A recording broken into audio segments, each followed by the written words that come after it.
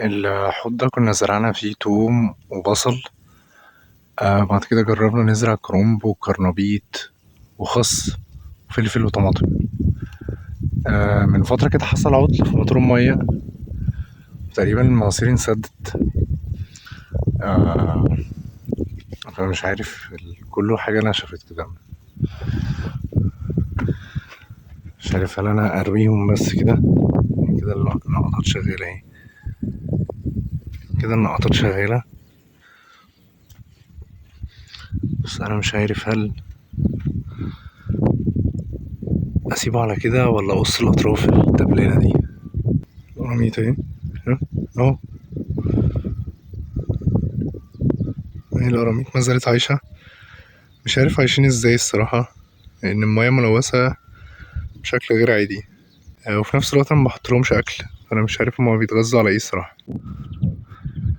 المفروض ان المياه بتطلع المواسير هنا مشبعة بالامونيا، فضلات السمك اللي بيقولوا المفروض بتحتوي على كل المعادن وكل العناصر اللي النباتات محتاجاها. تعدي في المواسير دي كده، وفي من تحت طوب، المفروض كان يبقى زلط بركاني او حاجة، بس مكانش عندي غير طوب ومية بتصرف تنزل هنا.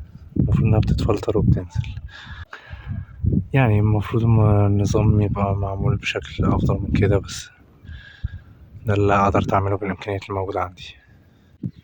كتير من اصدقائنا نصحونا ما نزرعش تحت في مروة مية، ونزرع فوق بس على المصطبة.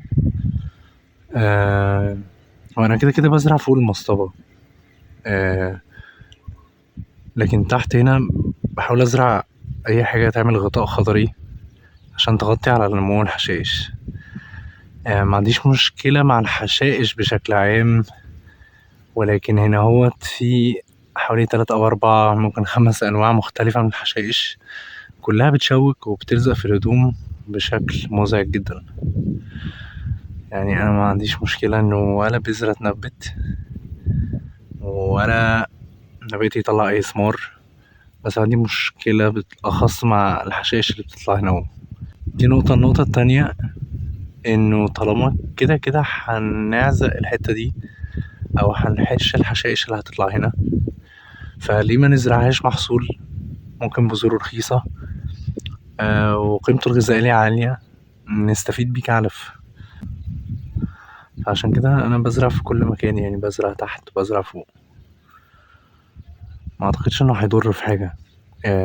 مش حاسس إن الأرجمنت التانية منطقية إن أنا مزرعش هنا خالص. هو الناس اللي بتقول كده بتستند لفكرة إنه كده كده اللي تحت هيبقى تركيز الأملاح فيه عالي، زائد إنه هيبقى أكثر عرضة للفطريات وعفن الجذور. لكن معرفش، لما جربت لقيت إن الشير بيستحمل عادي، يعني كأنه عمل استنباتة وطلع النمو ده مكملش أسبوع أو 10 أيام. والحتة دي كلها يعني حوالي تقريبا كيلو أو 2 كيلو ب20 جنيه أو ب40 جنيه. حاسس إنه استغلال كويس للمساحة، ومش شايف إن الأرجمنت التانية منطقية. النهاردة برضه هنجرب نزرع كركديه ودوار الشمس. زرعتهم السنة اللي فاتت في نفس الميعاد ده، ومكانش عندهم مشكلة أوي في الملوحة، مش عارف ازاي. كنت زرعهم على مصاطب كبيرة. كان عندنا مشكلة في البذور، إن مش كل، يعني هي كانت بتعقد بس مش كل الزهرة البذور بتاعتها مليانة، يعني هي بتبقى البذور مثلا نصها فاضية من جوه. مش عارف ده بيكون سبب ايه، هل نقص عناصر مثلا. حاولت ادور في الموضوع ده ما لقيتش حد يفيدني. ماشي، النهارده هنحاول نلقح الارانب. ده الولد اهو،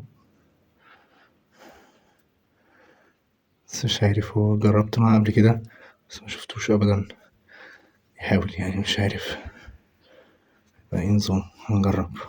سمعت انه المفروض دايما يكون محطوط في قفص مش مطلوق، انا مش عامل كده، انا سايبه براحته.